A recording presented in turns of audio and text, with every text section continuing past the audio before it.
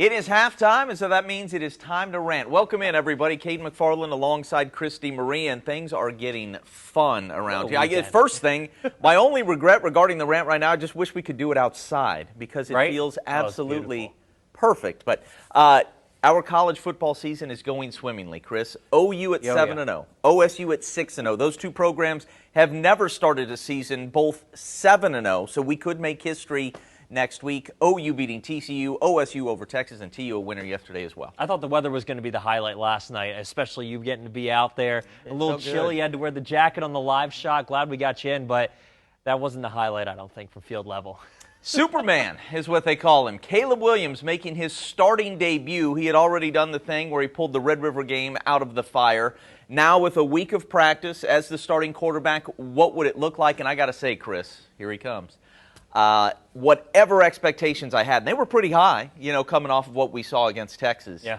He exceeded every single one of them. I don't have any, how can you have anything but glowing reviews regarding what we saw last night? I guess for me, the thing that jumps out at me, against Texas, he was having to scramble for his life and throw up 50-50 balls. Yep.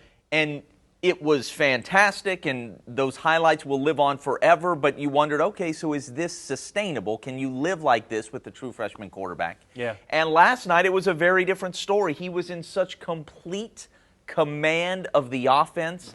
It doesn't look quite as pretty coming out of his hand as it does Spencer Rattler, but it gets there, and his eyes, I mean, a true freshman running this offense, you know, like at graduate program levels. I can't believe how good he was at going to the right place at the right time. He can make all the throws. He does a nice job on the deep ball, gives his guys a chance, and obviously, even though he didn't do it much in the first half, his ability to run, we saw it on the 41-yard score in the third quarter, opens up so much for this offense. It did. Everybody has said this.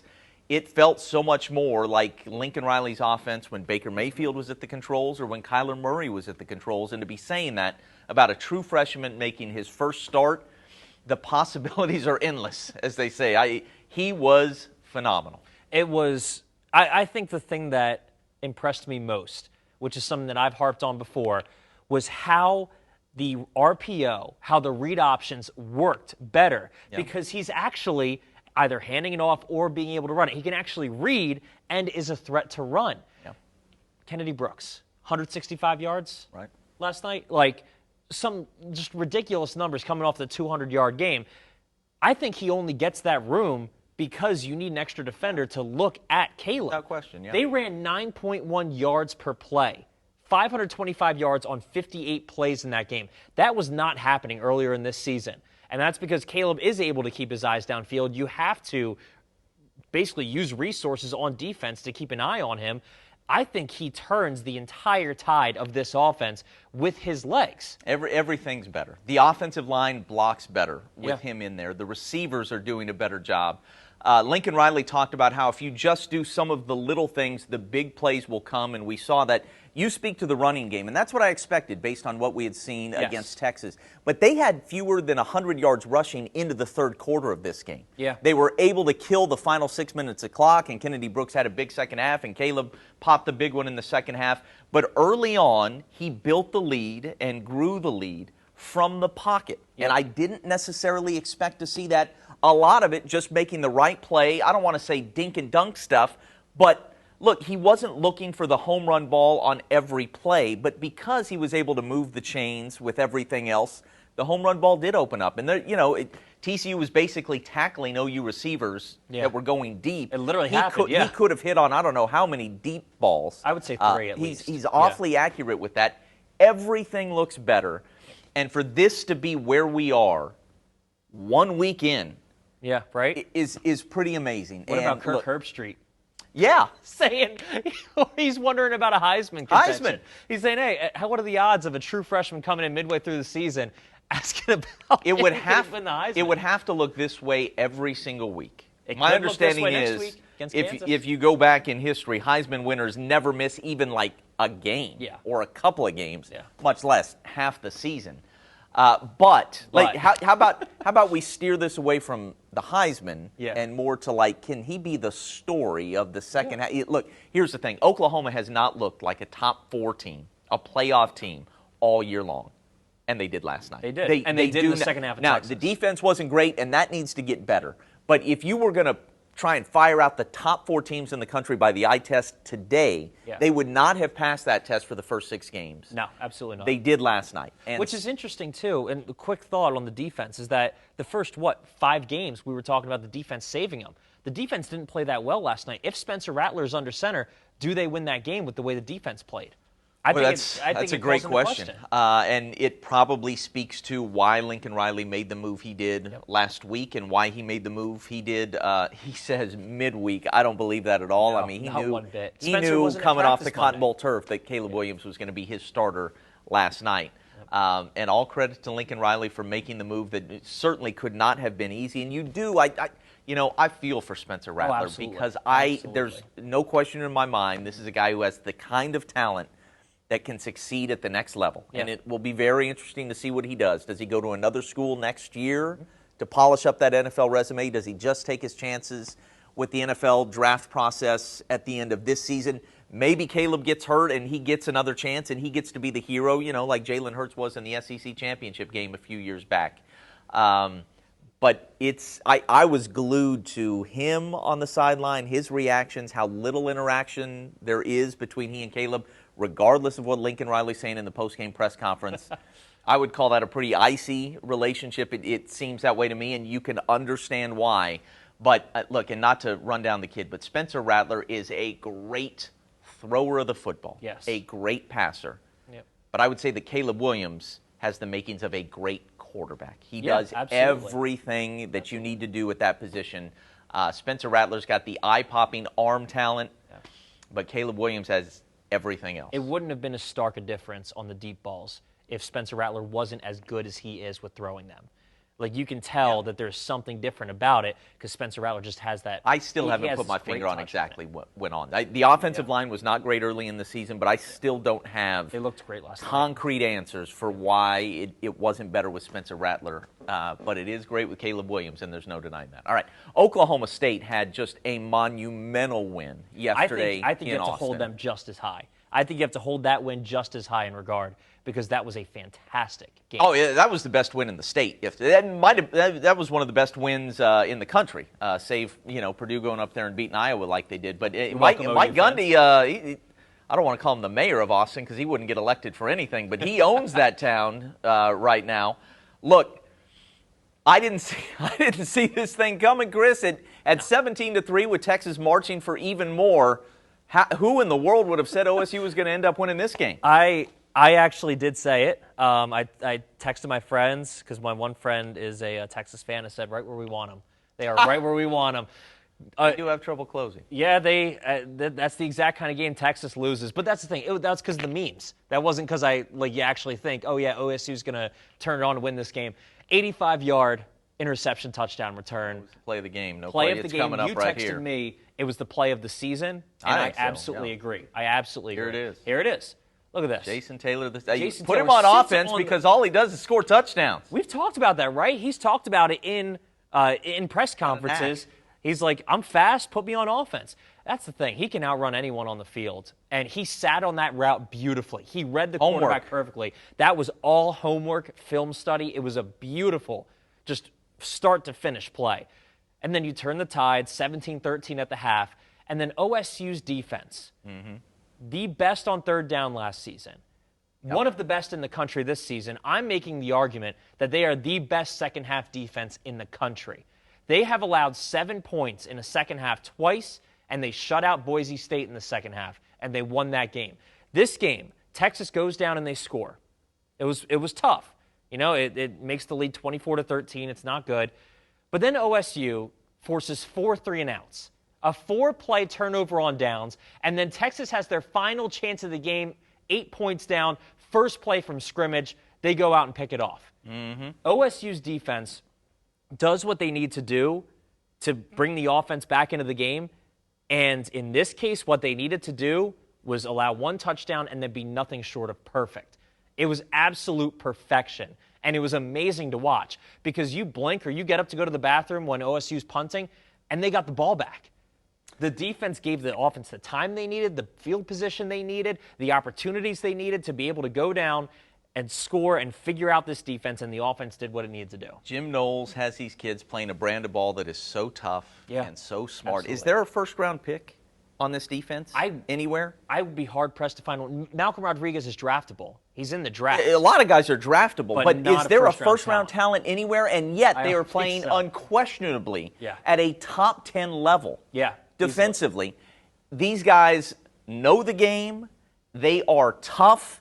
They tackle you. Yeah. I love everything about it. It is the whole is greater than the sum of its parts, and they have done it enough now. Yeah, absolutely. That look, I believe, right? I believe. I believe they can beat anybody on their schedule, and you can throw in OU as well. This defense gives them a chance in every game. Spencer Sanders, he was again yesterday, not as consistent as you'd like. No. This is not a complete team by any means, but that defense gives you a chance. They are going to compete.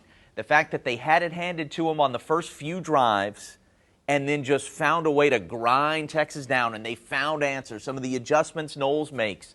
I love what he's doing. I love watching this defense. 1 year ago at this time, they played Iowa State, and they won the game, but they gave up a couple of long ones, and I said, look, you give up long ones in a big game like this against a team like Iowa State, you're not elite. And they probably weren't elite last year. We saw what happened as they went into Bedlam and gave up 40-plus and had some issues down the stretch. The stats they have become that now. They have grown into that, even weathering all the injuries that they've got. This is a top 10 defense. For the first time since I've been here, I have no problem saying that about Oklahoma State, even though in retrospect, I probably underrated their 2011 defense that forced 44 turnovers and the 2013 defense as well. But this one is right there with those as the best Gundy's ever had. And in some ways, I do think it is the best. And look, Mike Gundy, fans love to call him too conservative and love to zero in on, kicking a field goal instead of going for it on fourth down here or a punt there. But if you zoom out and look at what this guy, he is a fantastic game manager. Mike Gundy's teams do not beat themselves. Yes, and in college football, that is absolutely huge. This guy can coach with anybody in the country. He knows how to win. Look, absolutely, he knows how to win. And what he's doing with this specific group, it's one of his best coaching jobs without question. And, now they go to Iowa State with everything. You win that ball game.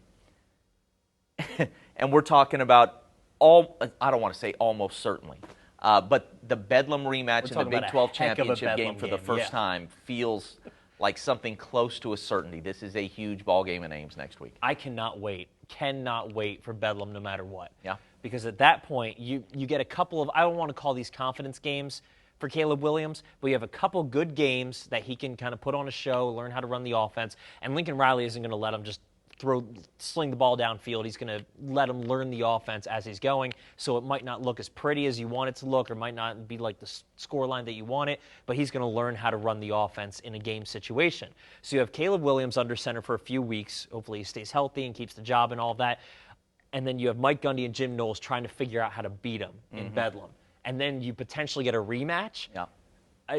Fantastic. I mean, this is my second year reporting sports here in Tulsa, and I found a fantastic time to come into this market. My 5-year-old Stanton just got the Amazon Christmas magazine. It's got all the kids' toys or whatever. And his list for Christmas is growing just by the day. He's up to like 12 things that he wants for Christmas. I want just one thing: 11-0 Oklahoma, 11-0 Oklahoma State in Bedlam. Can you imagine if that's a top 5 matchup too? They're 3-8 right now, so probably at 11-0, 11-0, no question it would be. All right, Tulsa with a really, really big win of its own. All right, you were here. I was driving as this thing unfolded.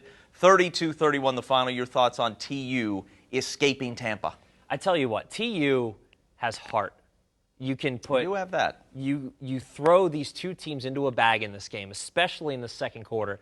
Shake it up. And what comes out, and the team with more heart and more drive is going to come out of this kind of game. And that's what happened with TU. I would argue it because that's what happened with TU. Look, the team that made more mistakes won. They did their absolute darndest. Yes. To make this game close and even lose this game. They outgained USF 535 yards to 268. They outgained USF by 267 yards. 3 turnovers, none of them good. Led up another kick return touchdown to lead the nation in kick return touchdowns allowed. And still, the defense figured out what they needed to do in the second half. Davis Brin figured out what he needed to do to improve in the second half, was taking hits, was making good throws. You could see the defense. You saw Brin just now. Now you see the defense figuring out how to stop this USF offense, and they did just enough. The defense stopped them on 4th down and very, very short. Jackson Player got in and made the plays that we know he can make. And Davis Brin led him down the field, ate up about 4 minutes of clock. They scored. Shamari Brooks made a great run, reading the holes that he needed to make a great one with 43 seconds to go or so and win that game. I tell you what, it was a tale of 4 quarters entirely. I was trying to watch OSU and TU at the same time. My thumb was just going off the rails, hitting last back and forth. I would have been driving my mom crazy if she was looking at the channel flipping that I was doing. And it was such an unwatchable but watchable game at the same time, I have to say, because it was so frustrating, but it kept you glued. But TU would make a mistake, and then they'd come right back. It was just to overcome the mistakes they made is very rare on a college football Saturday, no matter who you're playing or where you are. Imagine coming to the bye week. They've now finally arrived at the bye week, and it was a brutal grind of a first 7 games in 7 weeks. To come to the bye week at 2-5 with a loss in this ball game, do you know how different that feels? Absolutely. Than today at 3? I mean, this game was huge for Philip Montgomery, his coaching staff, and this program. 2 things are true, without question. This team makes way too many mistakes for the talent it has, and special teams is at the heart of it. And they have got to get it cleaned up. Period, end of story. They are not going to end up having the kind of season they want, and this tenure won't end the way all of us would like to see it. It won't play out the way we'd all like to see if they don't get this cleaned up. Yeah. That said, these kids do play hard. And then they do something like this. They do battle. They do make adjustments. They're gritty and gutty. And look, they've got the talent. We have not always been able to say this about TU teams. They've got the talent to go toe-to-toe with anybody in this league, which is the toughest Tulsa has ever played in. Yep. And I'm including Cincinnati. I think that game in a few weeks will be a game. We saw last year they went up there, and it took a last-second field goal by the Bearcats to put TU away. I'm still going to say they were scared to play at Tulsa.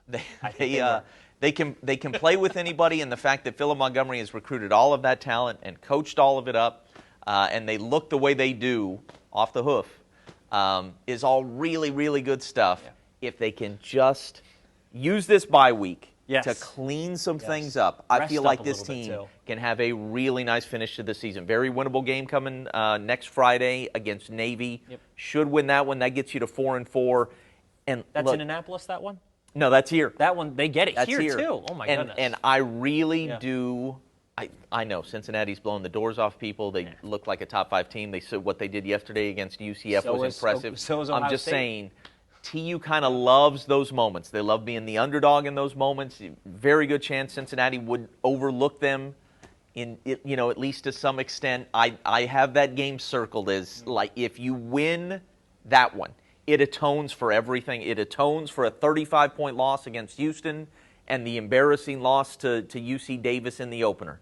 You win that one, and it's something of a season maker. And so I'm getting pretty excited about the possibilities. It's so much better sitting here today on that end of a 32-31 score as opposed to, let's say, a 1-point score the other way, where we're struggling to understand maybe where this season is going for TU. There are Please, two types I of laugh implore about you, this game. I implore you, clean some things up on the bye week. Find a way to shore up some things on special teams and stop making some catastrophic mistakes, because this team truly is gritty and gutty and fun to watch. And it really does have a lot of very fine players. I tell you what, there are 2 types of laughs after a game like this that we have right now. Right now, it's just a laugh of relief, like a chuckle, like, hey, This was not a well-played game for most of it, but they figured out a way to win it. We could also be laughing with disdain and like, come on, guys, what are you doing? How do you lose a game like that's this? the thing that kills you. When you go for over 500 yards, they did that against Ohio State. Yep. Then they did it against Arkansas State, and, Memphis, it would have been close. You're putting together a lot of really good plays. Yep. It is an example of 4 steps forward, 1 humongous step back. If you just make sure that huge step back, as opposed to a kick return going to the house, is a kick return that ends up going to midfield. Yeah. Right? That's all you got to do is just improve a little bit, cut out a couple of penalties here and there. And I feel really, really good about this team. But as it stands, I tweeted this yesterday, I have no idea what's going to happen in any half of Tulsa football. I don't have the first clue in terms of predicting how anything will play out for this team. It could be some of the best football you've seen from them in years. It could be some of the worst. It could be a mixture of those two things. But it's going to be drunk. A TU game is going to be drunk. That's all I know. It's not going to make sense. And at the end of the day, we'll just be saying, well, I guess that was something. Yeah. I'm so excited to cover 4. TU the rest of the year. They're 3 and 4 at the end of the day. They're still got a shot at being bowl eligible. Got a good shot. Pulling for those guys. Absolutely. Love it. All right, we're always pulling for TU. Hey, TU. Look at us. 7-0, 6-0, and TU 3-4 with a chance to make it season coming against Cincinnati in a few weeks. That's it for the rant. Enjoy the rest of the game. For Chris, Caden, we have a sponsorship deal to announce next week. So We're very excited about that. Yes. So stay tuned to the rant. Thanks everybody for watching. Enjoy the rest of your Sunday.